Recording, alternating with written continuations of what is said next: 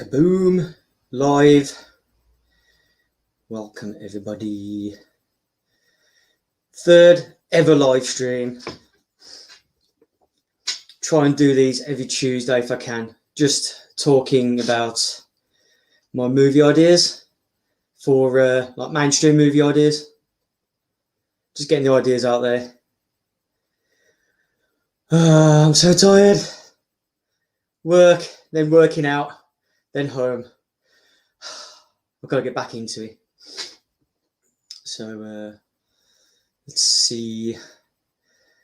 So I'm first, Vasu second, third. Jester, thanks for coming in. As you can see on the screen, that's my title edit. Aliens versus Predator Survival, which indicates just the one predator that we're following in this story. But I've got to say, this isn't a sequel to the other two, which is the first AVP and Requiem. This is nothing to do with them. The story behind this is that it's set in the future, different part of the universe. We don't know where. It could be literally anywhere, which opens up the universe to many different stories, many different interactions. So it's just completely wide open. This could be one of many hundreds of thousands of times that these creatures have crossed paths. So I'm just going to go over my one of many paths. So I'm hoping people like this one, but there's quite a lot of detail in this one, so I'm having to do it in two parts. I was meant to go to bullet points, but I thought I'm going to forget what I'm going to say during these bullet points, so I thought I'm going to have to spread it out. So on the bullet points, they're not just bullet points, there's like details underneath.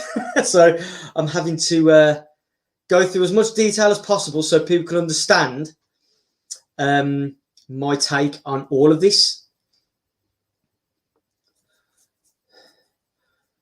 John Davis, I am the fourth, and the fourth is with me. How dare you come in here with the Star Trek references? Oh, we are live, folks. Alamaru, if that's how you spell it. Say it, if that's how you say it, spell it. Yes, we are live, yeah.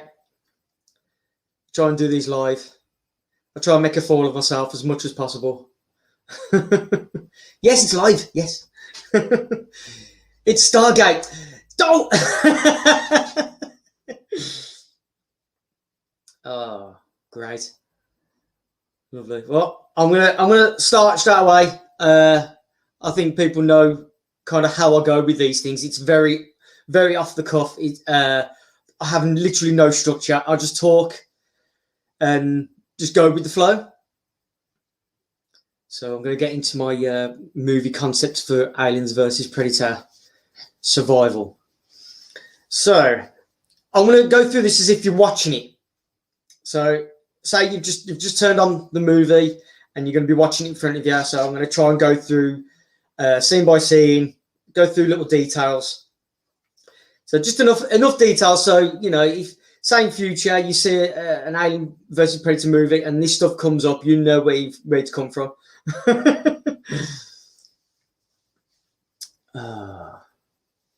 It's Chris. Yeah, I know it's you. I can tell by the icon. Yeah.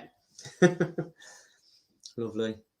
So we've got a few people in, 5 minutes in. So, right. So I'm going to just change the picture. I've got these pictures up. So if I, so I'll go. So that's my poster. So I've done the poster. Let's see how many people like that. I hope you're not a young diversity hire for the movie. Definitely not. Come on, they're not going to get fans to do AVP movies, are they? Joking? That They don't want that money. Let's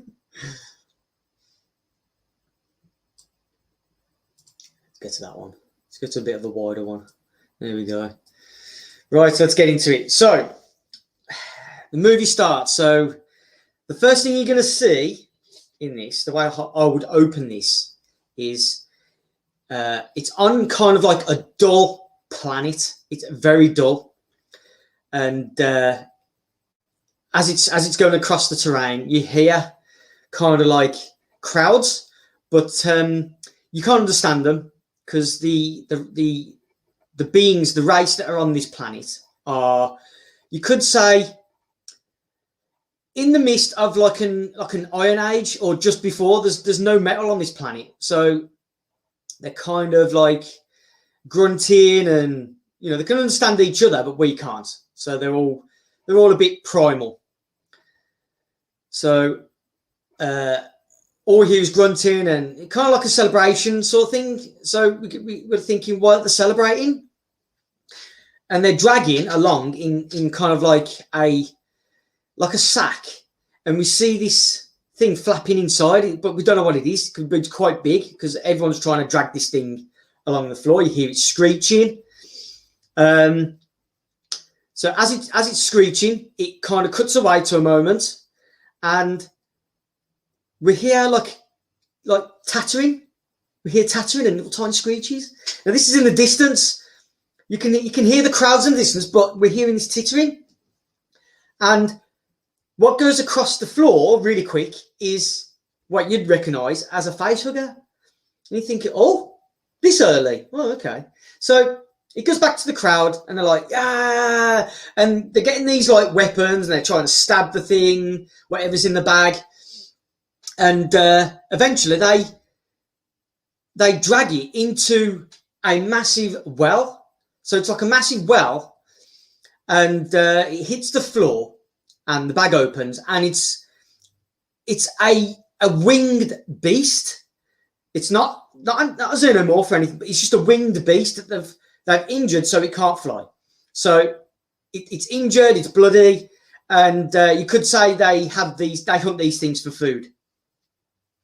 So it's down there, and it's trying to yelp, and it's bloody and everything else. And all the civilization is like, yeah, and all like happy and everything else. And then it cuts away again, and then we see a second facehugger go across the screen. So now you see two, but these two are kind of recognisable. Everyone knows what a facehugger looks like. It's kind of like pinky skin colour, and then for a split second, what runs from the bottom to the top is a different coloured one. Just from the bottom to the top, it just zooms past. So you think, what the hell is that? So it's like kind of like a darker colour. You think, oh, what's that? So it's a facehugger, but it's a different one. And you wonder, where the hell do these come from? So these facehuggers, they're just outside of this civilization, town, village, or whatever you want to call it. And they're just scattering around, but you don't see them. You see like bushes flicker and things like that. And you see the one jump from a bush and latch on to a wandering person just outside the village. So there's one caught. He's been, he's getting all the love. he's been face loved. So there's one. The other one you see go into the village, and you see like going into these huts. Now these huts are like made of like rock and mud, and they're very basic. And it spotted someone in there, and it latches onto that one. As it's latching on, it tries to stop it from going onto its face, and it runs outside. And everyone outside sees this thing trying to latch onto the guy's face. And everyone's in a panic now. So they're trying to grab it, and they can't grab it, and they're trying to rip it off. And some of them try and cut it off, and it's, you see the acid, and it's burning people, and then you see people run away with their hands mounting off them. So the facehugger like basically just detaches itself from that one and then just runs and then just like find someone else. So there's panic. And then out of nowhere, while all this panic is going on, the different coloured one is running on the floor, evading all the running feet, and you see it go into the well. You see it go into the well. We don't follow it, but we see it dive in there. You hear a screech and then black. So I'm thinking, kind of guess what that facehugger has done. So I'll leave that there. I'll get into that later. So the screen's black, and then also it cuts to like a bang, like the back of a Predator spaceship as it's going away from you. So now we're in space. We're in space, and now we're following the Predator ship. As the Predator ship goes along, you see the title come on screen as it goes forward. So it goes AVP, and at the bottom, survival. So that's the title opening. So it's quite an opening, showing that facehuggers are doing their thing to this civilization. So we've cut quite far ahead. We don't know how far ahead. We're on this Predator ship. So now we're on this ship. It's going through, and you hear the banging of the feet, and we're following this one Predator. So we're following this one Predator, and it's, you know, it's doing its power walk, and it goes into this room, and in front of him, he's looking, and there's three captured Predators. Now, the 3 captured Predators are going to be the bad blood Predators. So instead of killing them outright, this leader of the Yautja has captured 3. There's a reason, because he's worried of a plan that these bad bloods have to try and take out their home planet. So they can't just kill them outright. They need to know what the plan is. This is the whole thing. So as we saw in the last Predator film, we can kind of get away with on-screen translation of what they say. As long as it's not full-blown conversations, they can say a few things, it will translate on screen, and it's just enough to push the story forward. So this is the idea I've got in this as well. So the leader of the Bad Bloods is the one in the middle. So he's looking at him. The Yautja's looking at the Bad Blood, and he looks at him and goes, "You will be judged for your betrayal. If you're not going to tell us the plan, yeah, you know, we will, you know, destroy you." The Bad Blood just looks at him, just because they're kind of imprisoned but stood up, so they're upright, but his head's dragged down. So as he raises his head, the Bad Blood just starts laughing at him. He starts like chuckle laughing because they're badly beaten. So he's just laughing at him.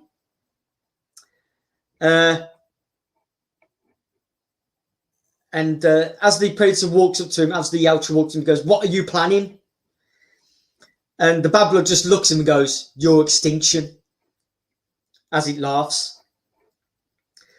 So the Predator just gives him a right hook, like bang. You know, there's no honor there. These Bad Bloods have no honor. So the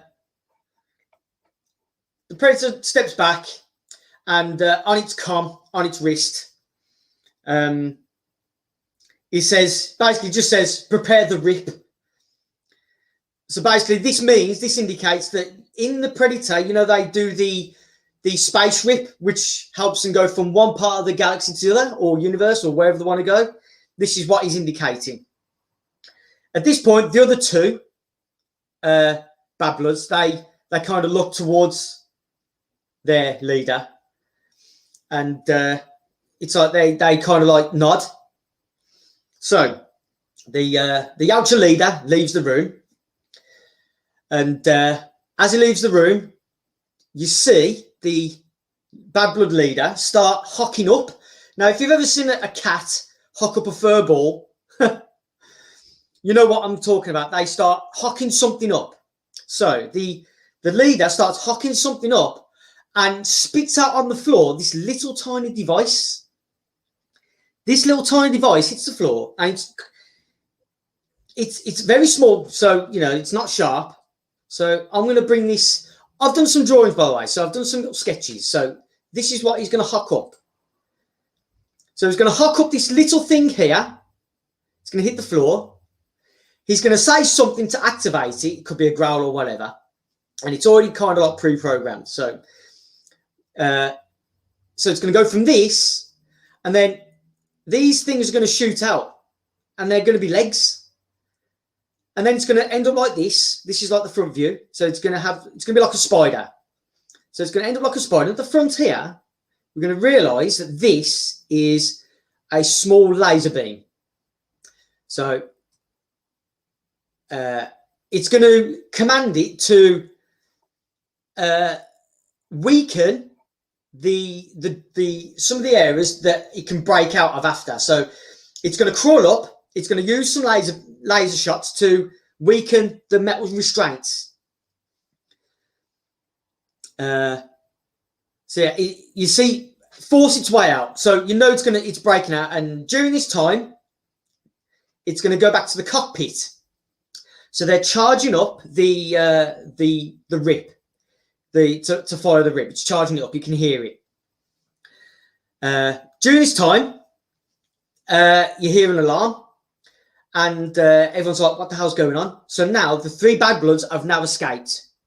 Now, there could be any amount of predator Yautja on this ship, because they've been hunting these bad bloods. They're trying to hunt them. They don't want to kill them yet because they want to know what this plan is. So these bad bloods, being led by the bad blood leader, he's now fashioned this laser device into a hand device. So he can now use it as a weapon. So he's going through the ship now, and he's lasering the Yautja that's trying to stop them. So while the other two are running around, they're using their strength and their dishonor and whatever, they're holding, restraining, and killing whoever tries to stop them. Now, they are on their way to the cockpit. They're on the way to the cockpit, and the leader shouts, "Fire the rip! Fire the rip!" So just before the bad bloods get to the cockpit, they fire the rip. So now it's been fired. There's quite a distance before it rips open. So they fired it. So now the bad bloods are trying to not go through that rip. They don't want to go through. So there's a fight, and the leader of the bad bloods is firing its laser towards the Yautja leader. Now, during this time, the Yautja leader is trying to block the laser fire. So it's using any sort of its gauntlets and everything. So it's trying to deflect the laser. And during this time, it's destroying all of its tech. It's ripping through his tech. It's injuring him slightly, but he's trying to block it and deflect it. So he's trying to move out the way because he doesn't want to get lasered. So as this laser's been thrown everywhere, he fires at the cockpit, which makes the ship kind of like veer off to its left. So as it's veering off, it's going to miss the rip. It's going to miss going straight through, but it's going to hit the edge. So as it hits the edge of the rip, it's damaging the ship. So it's going to damage the ship as it just about misses the rip, and now the ship is damaged. So now everyone on board's, there's alarms going off and everything. So now at this time, the Yautja leader sends out a distress call. So everyone now is trying to get into pods, but these 3 bad bloods are literally just picking people off. They're trying to destroy the pods, so no one can escape. No one can get word out of whatever they're doing or wherever they are. Luckily, the power in this laser device runs out, so there's no power. But he just about has enough to fire at the last remaining pod as the Yautja leader gets inside. Gets inside, tries to shoot off, but it's damaged. So it's not dislodging because it's damaged. It won't dislodge. So during this time, you've got the Yautja leader, the Bad Blood leader, shouts to its other guy, one of the other guys, to plot the course. He says, plot the course. So it's plotting the course, and on an on-screen hologram, you see plotting the course. Now, it could be wherever, but you see, and it shows another planet on the hologram, and it plots it there. So you hear it charging again, the rip. They're charging the rip again. As the explosions are going off, and the rest of the Yautja are trying to fight off the Bad Bloods, the one gets killed. So, there's a Bad Blood killed. 2 or 3 of the Yautja hold it, and they snap its neck and do whatever. It's a bit brutal. And then the Bad Blood leader comes along. Now, this Bad Blood leader is kind of hench. He's bulky. So he comes along and tries to help out, and pulls off the Yautja. Throws it into the hole of the ship. So there's a hole in the ship, so it throws it out there and dispatches the other one. Then the rip is fired to this unknown location, to this planet. So now they go through this rip, and it just about gets through, and it's already at the atmosphere. So it's at the atmosphere, and it's starting to drop, and there's smoke pouring out everywhere. So the Yautja leader is still trying to dislodge. It's still trying to dislodge to escape in the pod, in this damaged pod. And it's kicking, it's trying to shoulder barge, and it's coming loose. It's coming loose. So I'm trying to read the chat as well. Another thing, while I'm talking, I do not read the chat because my mind is in tunnel vision. I'm just trying to read some of my bullet points and talk at the same time, trying to get the detail out. Right, so back on the ship. The Yautja leader then also manages to dislodge, and it falls from the ship, the damaged ship. So now it's starting to fall, and the main ship is falling, but at an angle. So it's falling at an angle. So as the Yautja leader's falling down in the pod, the ship is falling at a distance. It's falling to distance. So now this planet that they're on, that they're going to land on, it's another dull planet, and you'll see, I've done another sketch here of what I see as this planet has structures in the water just off the shore. Now these structures are like rock, but they've kind of like sprouted, and they're like as tall as skyscrapers. So if I go to that now, this is what I vision. So these are scattered everywhere. So it's not just one clump. These are literally scattered everywhere. So these are massive structures, these things. And here, this bit is a pod. This is where the Yautja pod is. So it's falling down, it's smoking. So it's falling down. It's falling down, and as it's falling, we're quite close to it, and we see just it kind of like misses the first few, but then all of a sudden it starts to crash and bang into these structures, and there's literally bits flying everywhere. Now it's not far from the shoreline, so even though this is in the water, it's not far from the shore. So as it's crashing and banging into these structures, it's bits are flying everywhere from these structures. These shards are flying everywhere, and the Yautja leader inside is being banged up because there's no seatbelts. It's damaged. You see inside it's being banged around, and you know, its green blood is like, you know, flying everywhere, you know, because it's being damaged. So it's falling, and then eventually it hits the water. Now it's hit the water, and this water's like, it's like a dull grey. It's not blue, it's not clear, it's pretty dull. So it's starting to sink. Now the Yautja has to try and get out, but it grabs its damaged mask. Now its mask is damaged.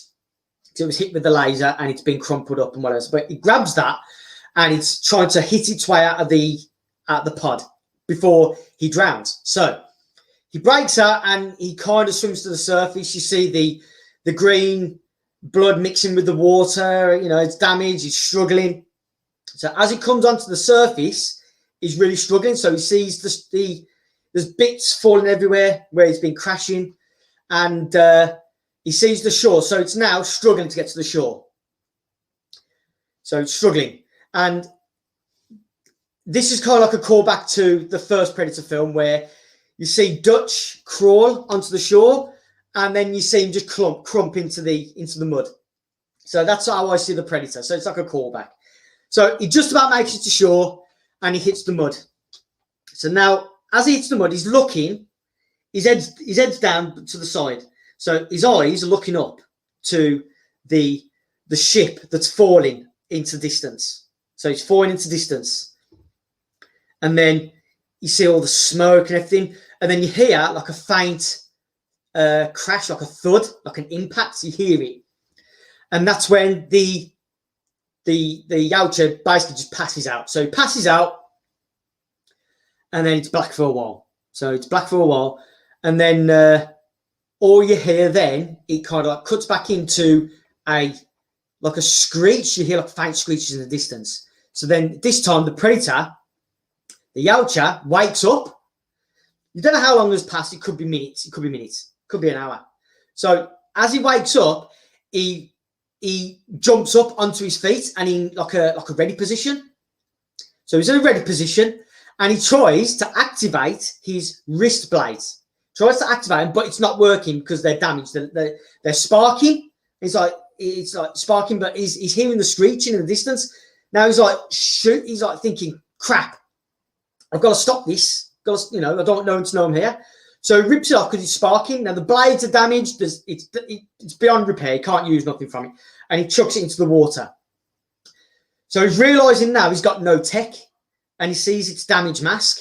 Now he tries to put the mask on, but there's no vision. It's completely destroyed. But there's still like a sound, like a soundboard. You can still hear the sound. So the screeching going on. So puts the mask on, and he now tries to decipher what this sound is. So it deciphers the sound. And on the screen in front of him, it goes through possibilities of what it could be. And then all of a sudden it comes up on its screen that it is the sound of the Xenomorph. So at this point, the Predator rips his mask off and he's like, holy shit. So it tries to keep low. It hides behind whatever it can. Even though the Xenomorph have kind of been awakened or disturbed because of the ship that's just crashed miles and miles away. So they're going towards that, and all you see is in the distance, you can just see that it's Xenomorph. You know it's Xenomorph because it's just said it on screen. It showed it on screen. But they're so far in the distance, but there's hordes of them. There's hordes, and they're just running the distance. You can't see the details, but you know it's them. So the Predator, the Yautja, it's like, oh my gosh. You can actually see on its face, the look on its face is, it's like, oh my God, what can I do? So it's got no tech. His wrist blades aren't working. He's damaged. The only things he's got is like his normal basic armor, like, you know, shin armor or knee armor, some probably chest brace or something, but it's got no weaponry at all. So it's looking around. It's looking around, and it's like, oh no, what can I use? So it's like it looks around and it sees the shards from the structures that it crashed into. They're all over the shore, these bits. So it's looking around and it's picking up these shards. Now they're quite sharp.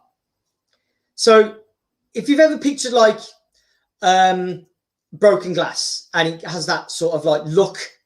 He has the look of like you know, when you break a piece of glass and it's got like a weird design going on the face. So picture that, but it's like a dark. It's not see-through, but it's very dark.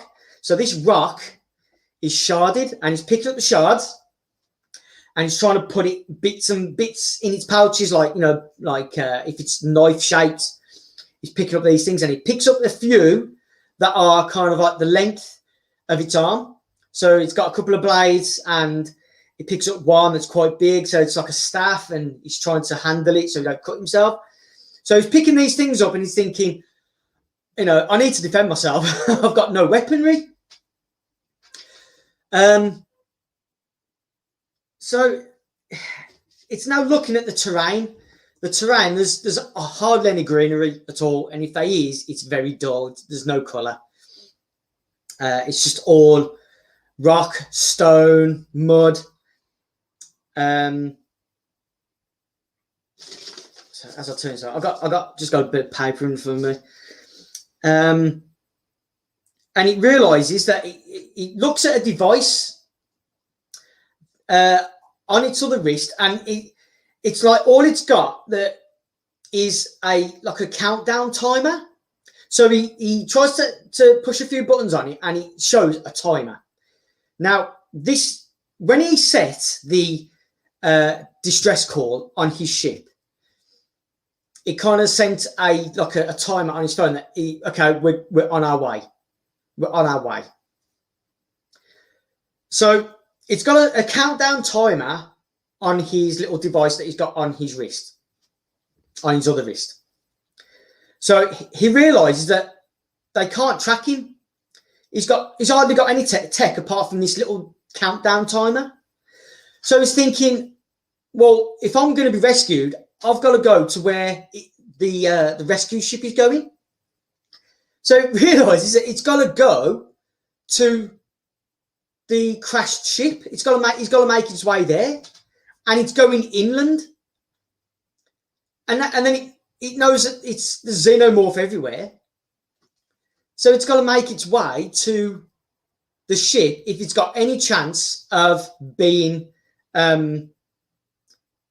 rescued. So it's now thinking, oh, I've got to go through all this terrain now. And it's very cautious. You see the look on his face. He doesn't know what to do. So he's keeping low. He's keeping low. So jumping minutes, hours ahead, it's trying to keep low, and it's using these odd-shaped rock structures, and it's trying to weave, and there's holes in the floors and everything. So he's trying to use his vision. He's looking around. He's carrying his mask, but he can't see because he can only see through his own normal vision. So he's walking around, and we're here as he walks past the screen in this area, in this whole area. There's a few holes. So in this area, we hear like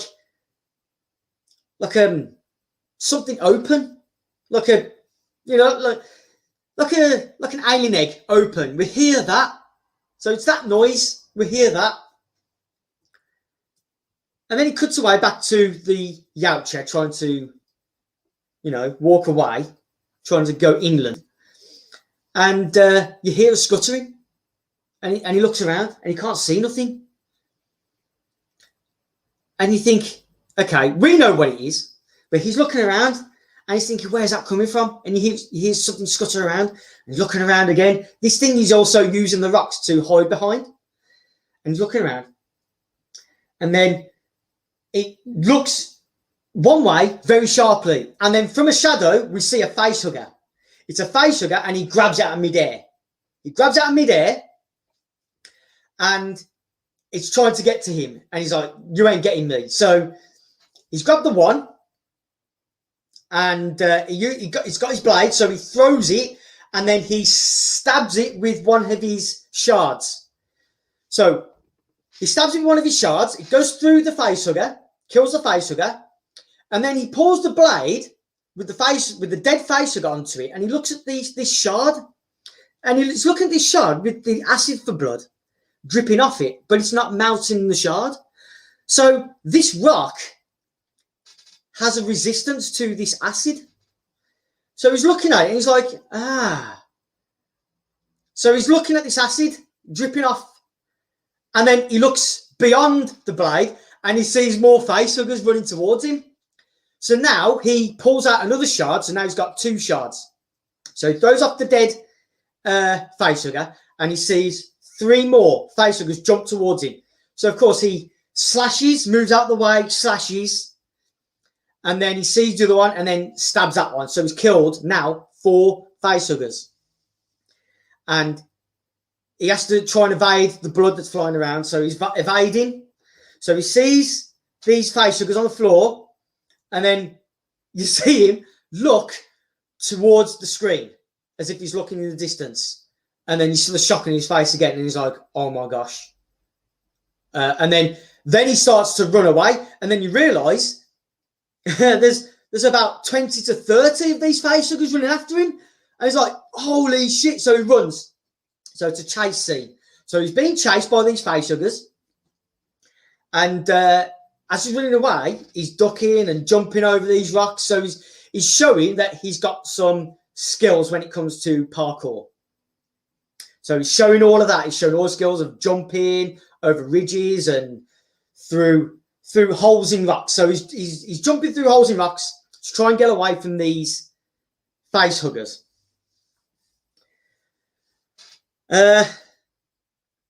So he stumbles into what looks like a village, and it's a dead village. And as he's running through, he's looking around, and he can see like bones and like decayed bodies. Now these decayed bodies have been there for decades. So he's running through, and he sees all these dead bodies and bones and everything else, and he sees ahead like a hole in the floor, a hole in the middle of this village. So he looks behind him. He sees all these facehuggers running after him. Now he doesn't want to just go into hiding, because the facehuggers know where he is. So he has to lose the line of sight of these facehuggers before he can hide. So he's jumping over these hut structures. He's jumping over. He's trying to break the line of sight. So he's evading. And when he breaks the line of sight, you see him literally dive into this hole in the floor, this massive hole in the floor in the middle of the village. So he's dived into there. As he dives in, he hits on the way down, and he doesn't matter if he hits the floor. So you hear a thud, and then he hides. He's like trying to force his back up to the edge. Now it's quite wide, but he finds the edge, and he's trying to hide. So as he looks up, it's quite deep. So he looks up, and you just see a few facehuggers just jump over the top. So they don't know where he is. So he's evaded the facehuggers. They're just running around. They can't find him. So he stays there for a while. And he can finally relax after some time has passed. Now he's looking back at the timer on his watch, and it's kind of like half gone. So the timer is going down quite fast. So he's got half of his time has gone. So he needs to get to this crashed site as quick as possible. So as he looks around in this hole, he's looking around, and he stumbles across this other decayed body, and he looks at it, and it's not a human. So it's not humanoid. So he sees it and it's all decayed and he sees it's another victim. It's another victim of a chest burster, of a Xenomorph chest burster. So he looks and he realizes, okay, well, you know, these Xenomorph are everywhere. But then upon further inspection, he looks behind this beast and we see that it's got wings. He sees it's got wings. And the Predator kind of like looks away and realizes, well, these Xenomorph can imitate the look of its host. So then you kind of guess now that whatever come out of this creature has wings.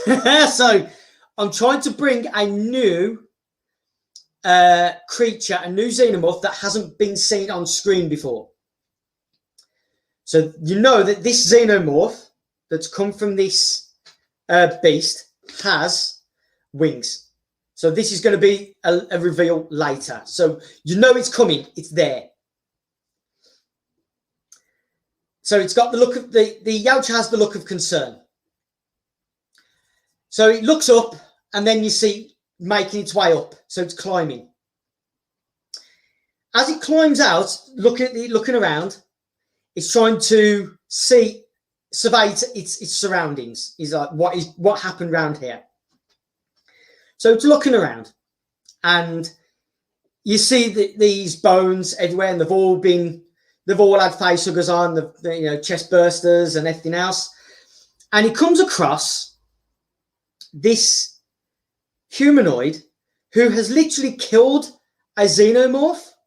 So it comes across like a partially decayed Xenomorph, and it's got like through the Xenomorph, it's got like like a staff or something through it, like a rock. It's not the same rock, but it's got like this thing going through it, and it seems that this humanoid that's killed the Xenomorph has basically killed himself from the acid blood. So we see that it's lying on the floor next to this dead Xenomorph, and the acid has kind of decayed the humanoid. But what is odd is the fact that whatever clothing the humanoid was wearing at the time is also resistant to the acid. So the Yautja grabs this cloth. And he sees that even though it's crappily put together, it's resistant. It's also resistant to this acid. So he picks it up and he's looking around now and he sees that this cloth is everywhere. So it's looking around. You see it now, like in different stages, snatching cloth. It's snatching all this cloth from these decayed bodies and everywhere else. And it's not trying to create a fashion statement, but it's tearing it apart, and he's now going through like a montage of fixing it up together. So he's now using his tools, these shards that it's got, trying to now fashion together something that now he can wear. So if we see in the original Predator film where you see Dutch fashion together a bow, his own bow and his own weaponry. So he's fashioning together the weaponry as well. So I've just saw Ellie Moses coming. It's just popped up. Yo. So he's now fashioning its own resistant clothing, its own kind of armor. Now it's not very hard, but it's resistant to the acid. So it's trying to build this padding.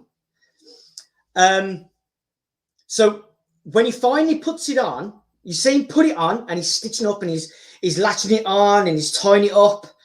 Think Commando, where you see John Matrix, another Arnold Schwarzenegger film, where you see him putting on all of its stuff. So he's fashioning it all up and he's tying it all up. And then you see him put that on. And then you see him look at his shards. He's looking at his shards that he's picked up from the shore. And he's thinking, how can I fashion these into my liking? So, using the resistant cloth material, he now tries to fashion his own weaponry. Now, you know the Predator loves the wrist blades. They love them. It's kind of like a trademark. So, as well as making like handles for its daggers and things, I come up with a design that he could use. So I'm going to put this on now, another sketch of mine, where he's fashioned together a kind of a wrist blade of his own. They can slip his arm through and hold on and use as his own sort of fashioned wrist blade. So this is what I've come up with, if you can see that. So as you can see here, he's fashioned the shards between a couple of, it could be sticks or whatever, but it wrapped around is the resistant cloth. So he's used the resistant cloth around the resistant rock, the acid resistant rock, and he's now fashioned his own sort of weaponry. So he's now got something to his liking. The Predators love their wrist blades, and now he's got his own sort of, wrist blade sort of thing. So he slips his arm through and he holds on to the grip at the front, and now he's got his own, he's looking at it going, yeah. So he's gained from what he was earlier in the film of being, holy shit, I have got no chance of survival here. He now feels he's got confidence to at least survive. He's got the confidence now. He's got the confidence now. And all you see is a shot of him he's got the shot, what he's done is fashioned the mask as well. He's got his mask and he's fashioned the mask around his face, and he wears kind of like a hood. Hoods are in fashion now for some reason. So he's fashioned all this resistant cloth around him, and he's fashioned the hood and the mask. He's got his mask on around him as well. Now he's taken out the metal. Sorry, not the metal. The glass, because it's not working. So he needs to see through. He needs to see through his mask. So he's got his mask, and now he's got all this cloth around him, and it's all padded and everything else. And he looks cool. He's got his weaponry.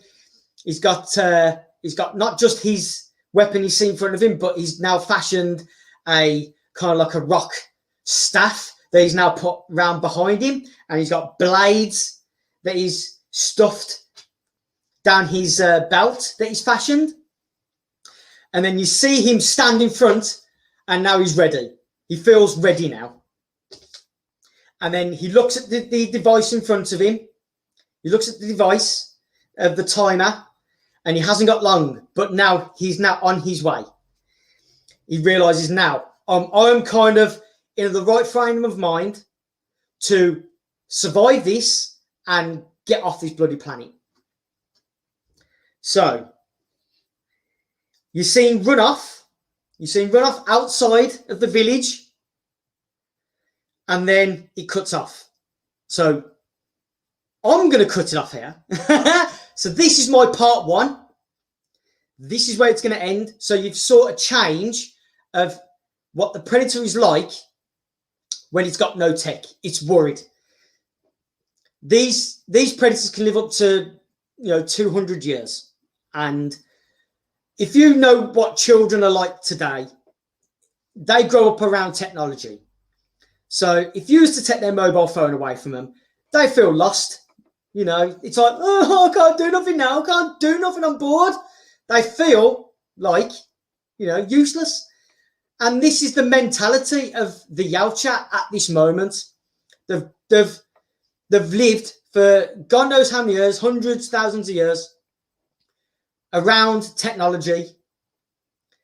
And to be without it, they kind of feel naked. They feel useless. So in this concept, I've tried to come up with an idea where the predator, the Yautja, has no tech. So it kind of has to de-evolve its need for tech and go primal himself. So it's a learning curve for him.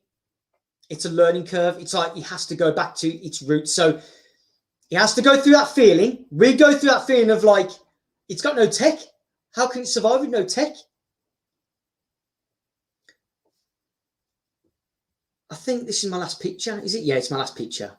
So, yeah, I do sketches. And I try to show my concepts as well as talk about them to give everyone the idea. So if I pull this off now, because everyone has seen that, if I pull this off, and I'm going to show my ugly mug for the first time after 50 minutes. So 3, 2, 1. Hi, everybody.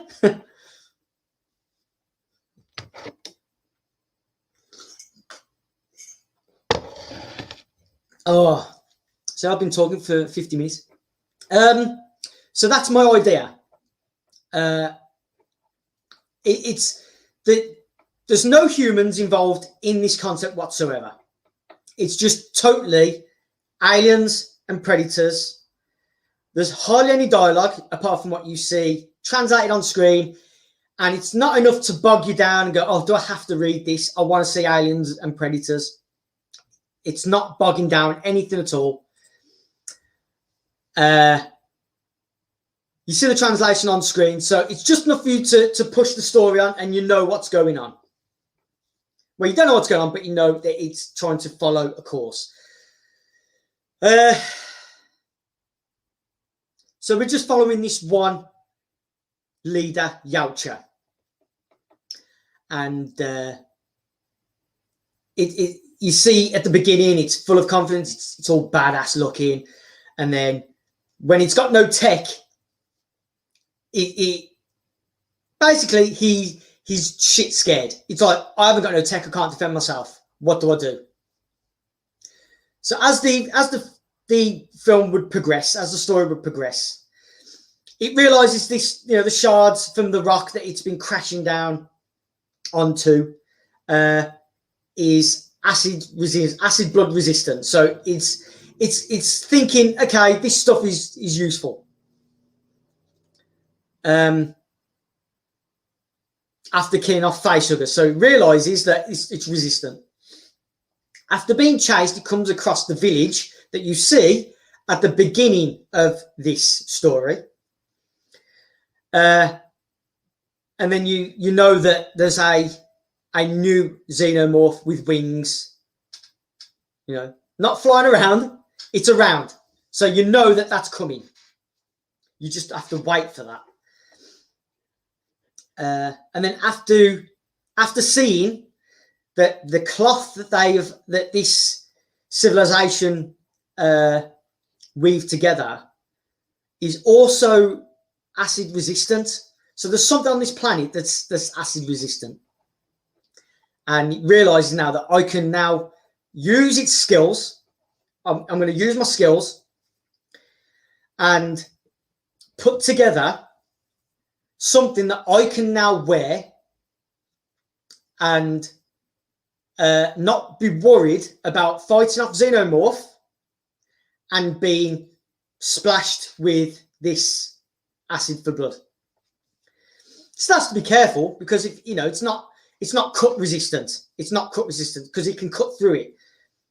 It's just acid resistant. So just as long as it doesn't get it damaged, he's kind of safe from the acid that would be flying around if he's slashing and gashing. But it's now dependent on the weapons that it's fashioned together from the shards, from this rock. And it's now,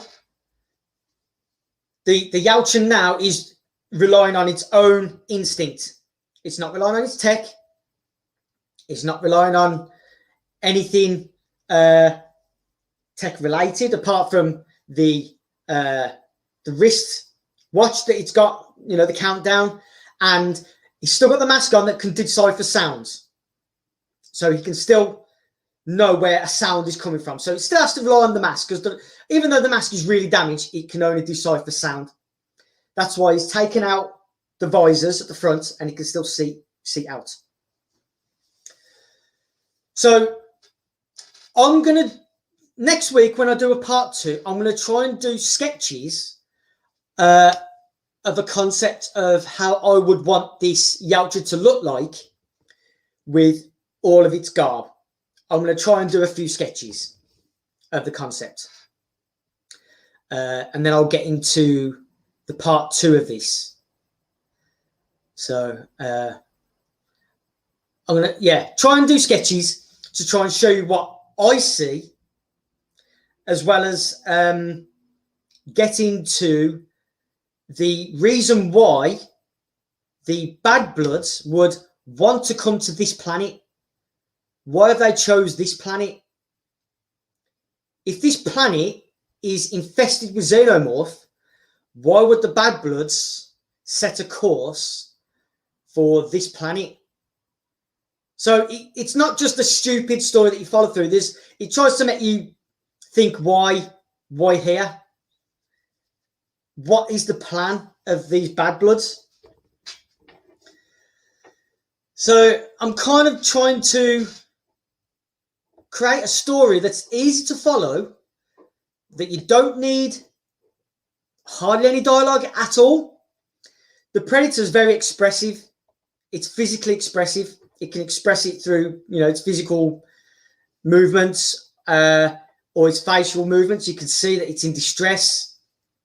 You can see if it has confidence. It does that little smirk where it's like,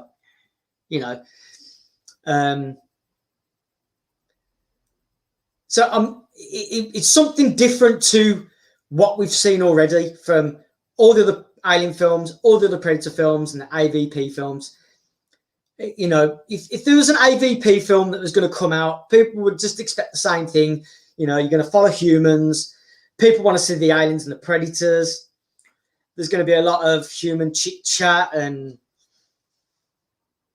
people want Marines. I'm sorry, not this time. No Marines. I'm sorry.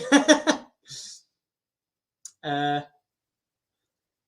also the concept. I've had this concept for a number of years. It's a number of years. And I don't read comics at all. But I remember someone pointing out to me that there is a Predator comic, an AVP comic, that has a lone Predator on a planet kind of doing what my Predator's doing, but it still has its tech. And from what I've been told, is there for years, and in the end, he kind of wants to stay there. He finds it invigorating that it's a constant hunt. The aliens keep coming, and he keeps killing them off. And someone pointed that out to me, and I'm like, I don't read comics at all.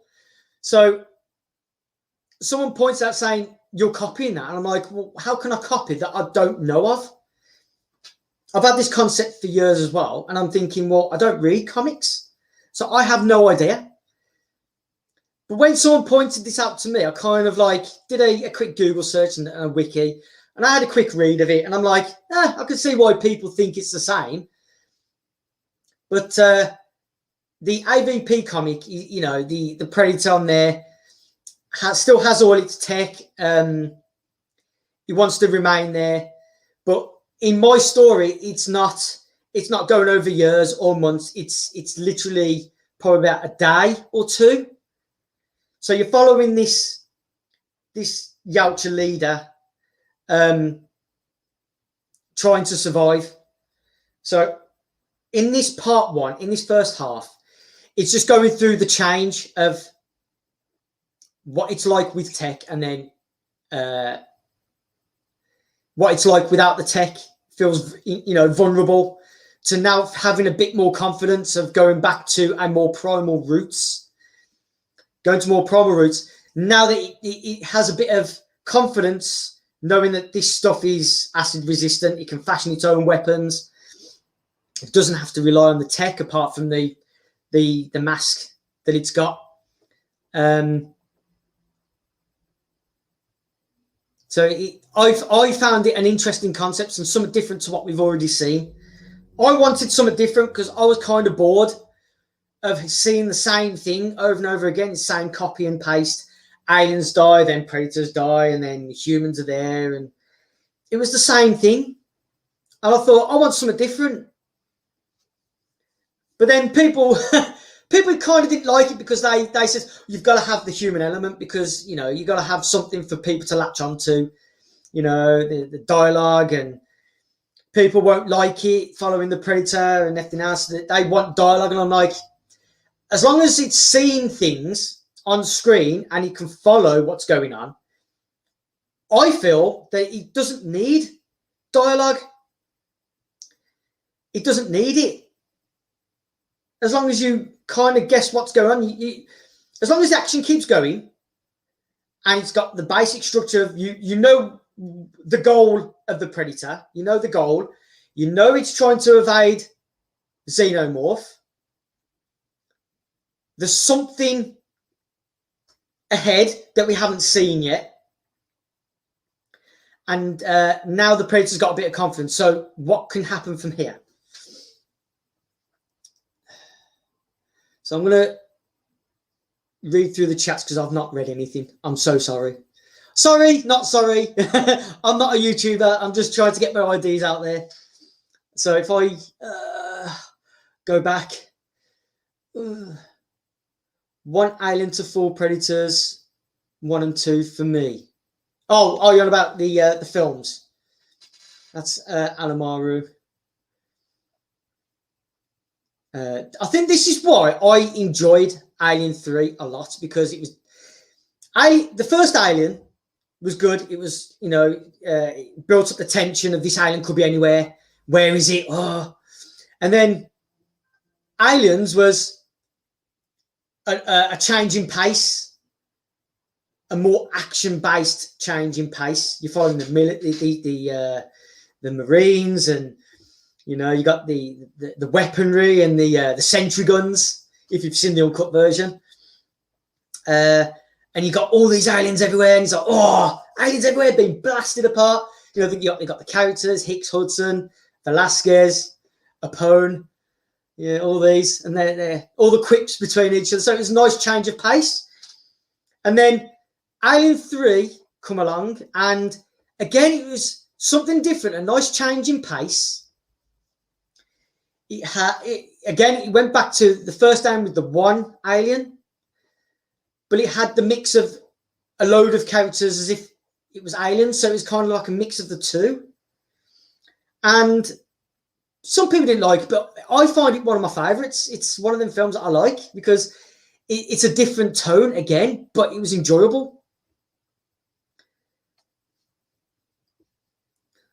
Hashtag sorry, not sorry. You are our YouTuber. I'm just using a crappy webcam that I bought for £10. It's literally a potato, so it's a potato stream. Are you loud music in stream? I don't know what you mean by that. Need dialogue to push the story. Again, as you know, the goal quite early on, that the Yautja has set a distress call on the ship. He sets a distress call, and from what I see, he's activated it on a wall. So you see him activate it with his hand, but then you see this little device on his wrist, and it kind of like activates the wrist, and you see like the icons, the little icons on the wrist, you know, like as if he's just set the self-destruct on a thing. It's kind of like that, but on a wrist, on a little wrist device. So you see that, so you kind of like know, you know, 1 and 1 is 2. You kind of know that he set something, distress signal thing on his wrist, and then throughout you see him looking at it. So you kind of know that as it's running down, and you see the icons go down and so there's about 10 icons. It runs through and then it gets down to 9. Then you see it run through a few times, then it gets down to 8. It does that throughout the film. So you kind of know that he's running out of time and he's got to get to the ship. Because the only thing he's got on him is this wrist thing. He's got no tech for any sort of rescue ship to find him. It's going to where the ship is. That's where he set the distress call. So he needs to go to the ship if he wants to be rescued. So he's got no choice. If he wants to survive, he has to go to the ship where you see all these hordes of Xenomorph go towards.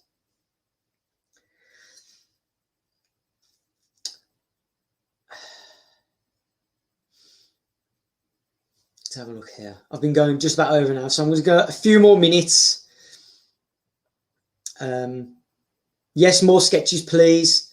Love looking at sketches. I'm not bad at sketching. I do drawings. I'm not very detailed. I'm not very good at shadowing. I'm good at doing hard lines and just a few little shadows here and there. But as long as you can get the basic concept of my sketches, then it should be easy for you to go, oh, I can see what you see. Awesome stream support. Thank you very much. Rise of the potatoes. I might have to call these the potato streams.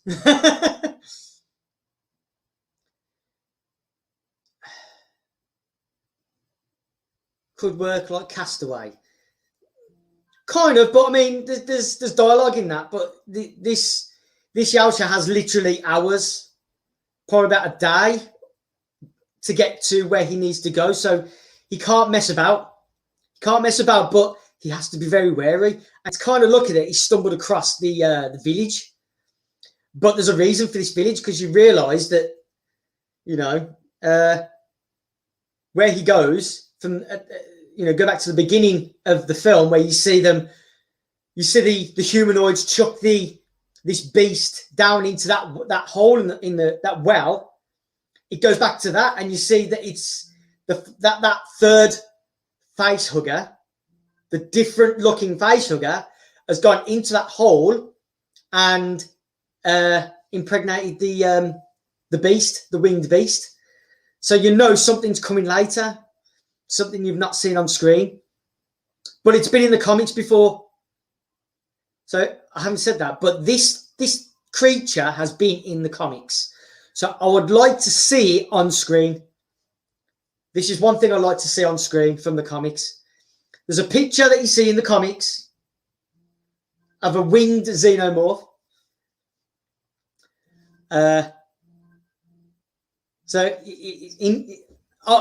It's one of these ideas that I thought, how can I get people to enjoy it and it's different to what we've already seen? My phone keeps going off. I've got to stop it.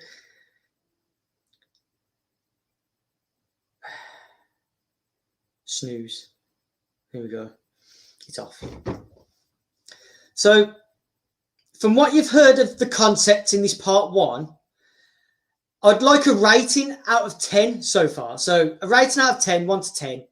1 being, no, don't want to see it. 10 being, yes, I really want to see this. What would be your rating of what you've heard so far and what you've seen from the sketches, the concept overall? I'd like to gauge. Next time, talk about Riddick. Riddick is having a 4th film come out, and I do have a concept of a Riddick film. I do have a concept, but my last stream was a Riddick crossover with the Predator.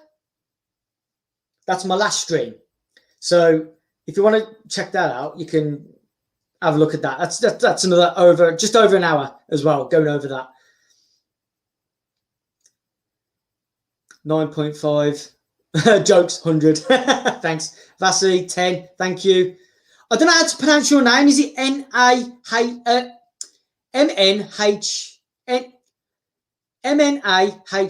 I don't know how you pronounce that, but you give it a 12. Thank you. predator would be blind. Not really. Have you seen the first Predator film? Where he faces off against Dutch at the end, and he takes off its main armor and plasma weaponry, and then takes off his mask, and then he's got that one spectrum, so he can see, like, it's kind of like a red, orange, and yellow. That's its main vision. My name is unique. I'm just going to call you Mano. Just, unless you tell me how it's pronounced, I'm going to have to go with that. Predator can see without its IR. It can. Again, they've relied too much on their tech. All we've seen in all of these films so far is the Predator relies too much on his tech. And I want to take that away from him. How would it react? How would it adjust? It's a different concept to what we've seen. And I want to put the Predator in that situation. It's okay.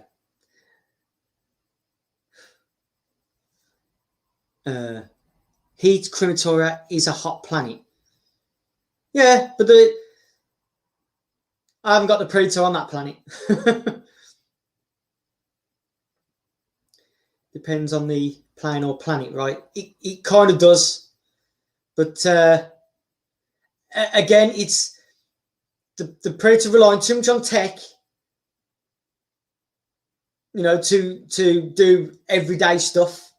So taking all of its tech away from him, he now has to adjust. So don't forget, on this planet at the beginning, I said it's really dull. You know, it's greys, blacks. You know, the water's not very clean. It's dull. So it kind of keeps the light down. So it's not blinded as such. It can see.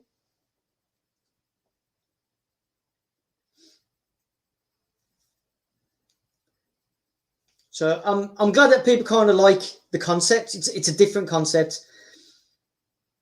Yeah.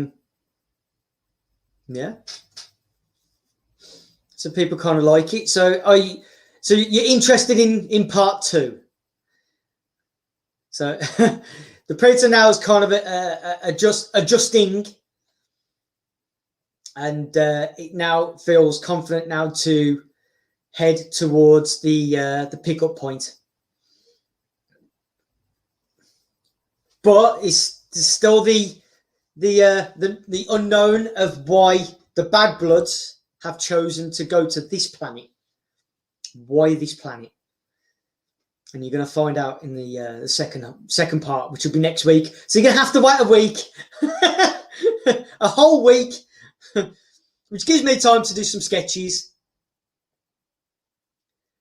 But how did people like the idea of the captured Bad Blood using a device that is swallowed, so it's hidden, and it hocks it up and uses it to escape?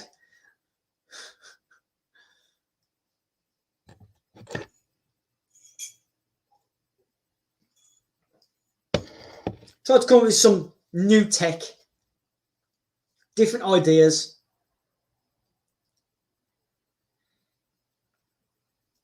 Is this the Judge Death is better character? Oh yeah, about Judge Dredd. I swear I saw a 2000 AD comic, Dredd versus Predator. I need to look at these comics. I'm missing out, I think. Predator versus Judge Dredd is a good one. What about Predator versus Death? Judge Death?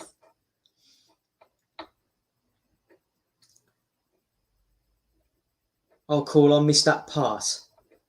That's pretty smart. You know about the at the beginning, because basically at the beginning, if you look at the beginning of this stream, you see 3 captured Bad Blood predators. And from what I can gather, the Bad Bloods are like the Dishonored of the Yautja race. They're cast away, or they They don't want to follow the predator rule, the Yautja rule. So they've gone there and they're constantly hunted. And from what I can gather, they're killed on sight because they're dishonored. So they just hunt them down, kill them, or whatever. But with these bad bloods at the minute, you find out early on that they can't just kill them. There's a plan that the Yautja have to find out why. There's a plan that the bad bloods have against Yautja Prime, and they need to know why. They can't just kill off leads. So they capture them and they take them back to their planet to be quizzed, judged, and then discarded, however way, killed or whatever. So that's why they've captured them. And because this bad blood leader knows that it's going to get captured, it kind of has a hidden device within. It's this little tiny device. And like a cat hocking up a fur ball, he hocks up this little device onto the floor. And on command, it opens up like a spider. And it's like a tiny little laser device that weakens the contraption that's holding the bad bloods imprisoned, so it can just break out. So it's a new device I haven't seen.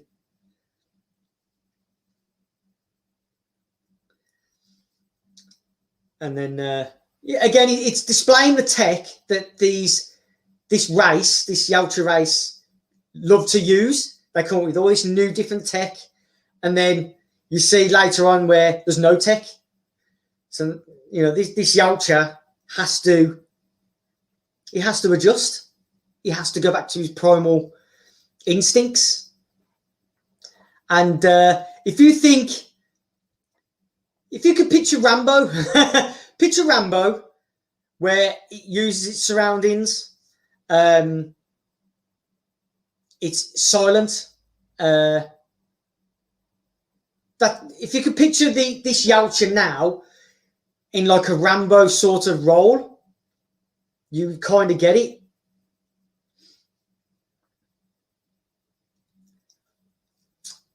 So I'll stay on for another.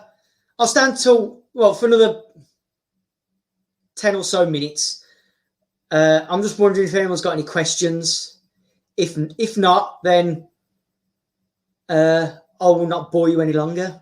So I'm just going to wait and see if anyone's got any questions about anything that I've just said in this concept. If you're worried about anything in this concept, how would this work? Why would that happen? Or if there's anything else, you can ask me.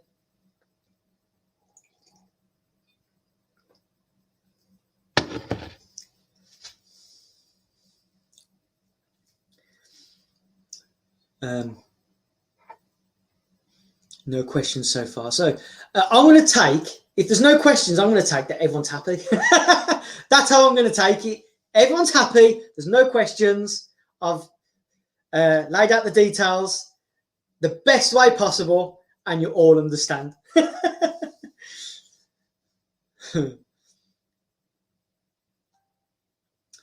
Will the Predator talk be Predator text translated into English text? Yes.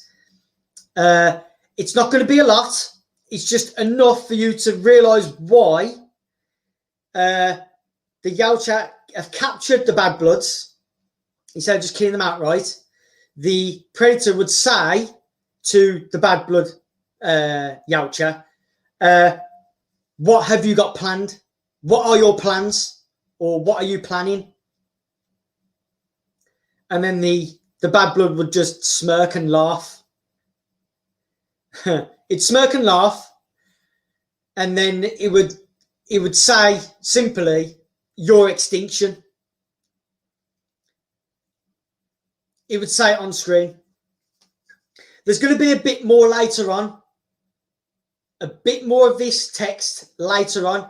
Again, it's not going to be full-blown conversation. It's not going to throw you off. It's enough just for you to know why the Bad Bloods chose this planet to come here. Why escape here? There's a reason.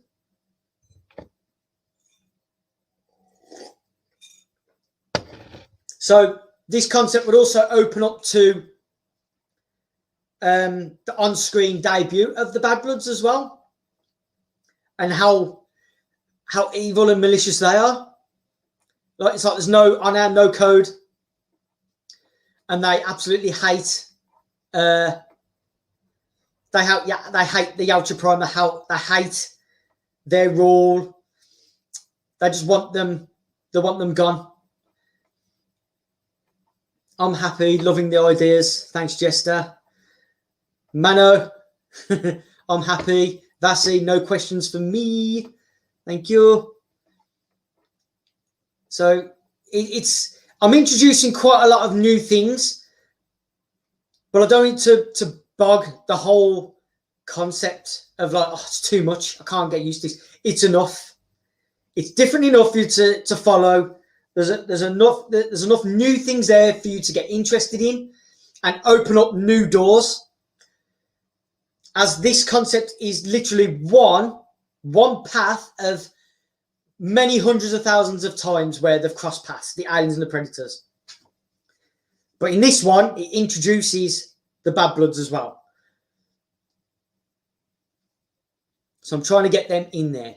Now, from me, someone who don't know the comics, I just know what people have said from what I've watched on YouTube videos. Shout out to Mr. H, because I've got most of my information from his past videos, Mr. H Reviews. That's where I first come across him and concepts of all these aliens, alien lore and predator lore, backstories. So throughout the years, I've kind of like fashioned my own concepts from what he has said, and from there's other YouTubers that I'll just come across now and again. Try not to twist too much to disjoint loyal fans who know a hell of a lot more than me. Predator lore! Predator lore! I am the lure!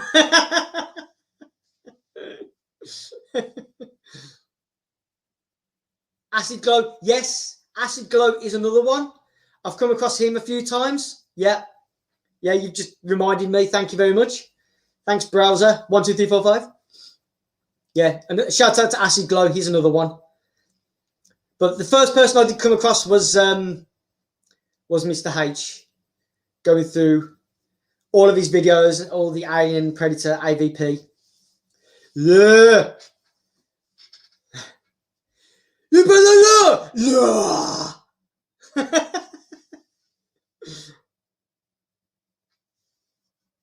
You can't understand people. You better know. Oh, you got me into it now. I can't stop it. Jeremy from Geeks and Gamers. I don't know if he's ever done Alien and Predator stuff in the past. I don't know. I do follow that gang as well.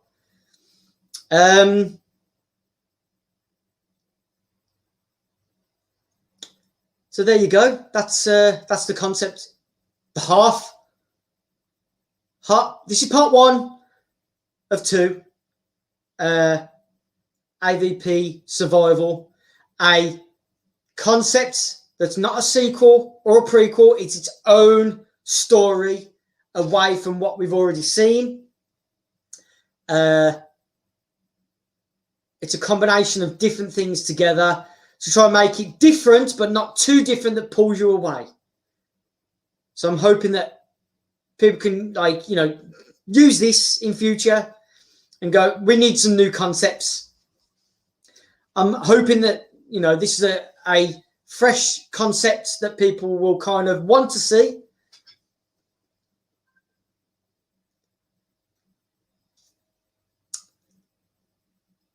Vasi, I'm guessing you're laughing at my Sly Stallone impression. I could do Arnold as well,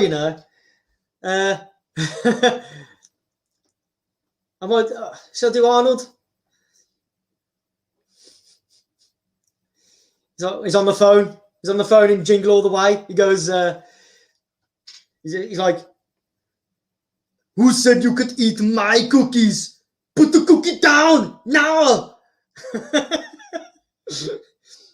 Yeah, oh, get to the chopper, run.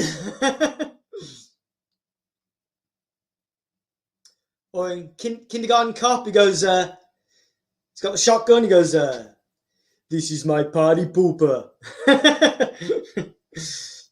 I've got a headache. Could be a tumor.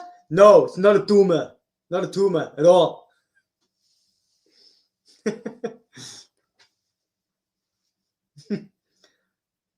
Don't get me doing the noises. I'll be here for another hour. Another hour doing impressions. Sly Stallone having a conversation with Arnold Schwarzenegger. Hey, Ernie, fancy doing a film? Well, what film are you doing now? I've had enough of your films. I'm too old. He's like, oh, it doesn't matter. We'll just go body double. Yeah. How did you feel about body double? He's like, hey, what did you say? I can't understand you. Talk English, man. What did you say? He goes, hey, body double. You could be in my film. I'm doing a movie. Yeah. Oh, doing a movie. Doing a movie. Okay. You're going to pay me this time? Because last time you didn't pay me my money. You didn't pay me. He goes, it's in the post. It's in the post. I swear, man, I swear. You've got me started. I've got to go. Leave me alone. I've got to go. He goes, oh, okay, see you there. See you there. But oh, he's gone. Oh, okay. I'll just go back to my training. Okay. Yeah, let's do got it. I don't got it. I don't got it. Could Dutch come back? Nah. Are you on about in this concept? Not in this concept, because it's so far in the future, in a different part of the universe. It's totally far away from our solar system. It's too far away, too far ahead.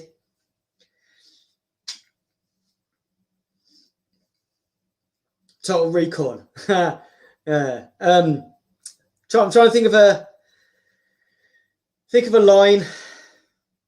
You've caught me on the hop now. I can't think of a line from Total Recall. Oh, what are you doing? Give these people air.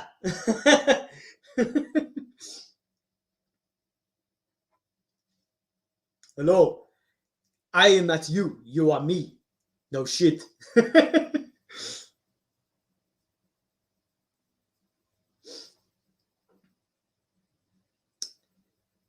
He wasn't meant to be in the other movie. Today, everything must be Disney friendly, Shane. Yeah.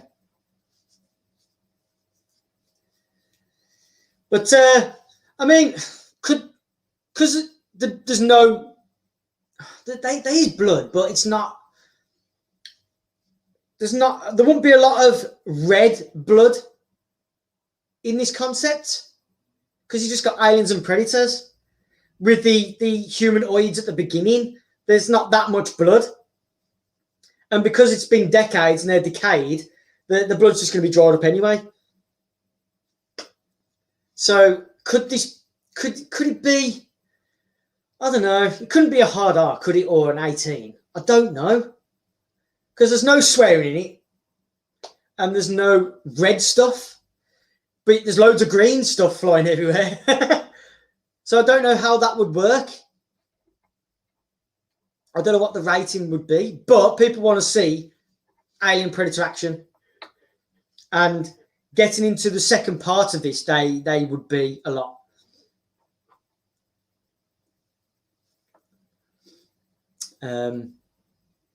So Okay, it's nearly an hour and a half, so I'm going to leave it here now. I'm going to leave it here, and then next week, same time, I'm going to talk about the second part. Talk about the second part of this concept.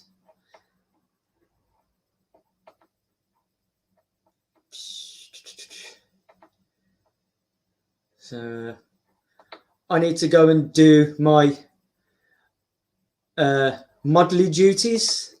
Thanks for the stream, Dave. I'll see you at the next one. See you at the next one. Yeah, thank you. Thanks for dropping in. I hope I haven't bored you too much. I'm glad you enjoyed it. It's been a great stream. Thank you. Thanks, Jester. So yeah, I'm gonna not bore you anymore.